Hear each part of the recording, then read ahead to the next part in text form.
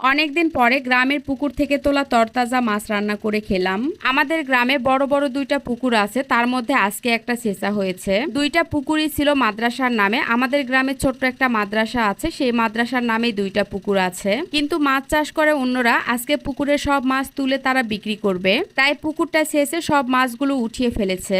এই দুইটা পুকুরের মাছ খেতে ভীষণ স্বাদ লাগে, তাই আমি 10-15 কেজি মাছ কিনে বাসায় নিয়ে যেতে চেয়েছিলাম, কিন্তু তারা বলল এই মাছগুলো নাকি ছোট ছোট, আগামীকাল বড় পুকুরের মাছ তোলা হবে, সেখান থেকে আমাকে 10-15 কেজি মাছ দিয়ে দিবে।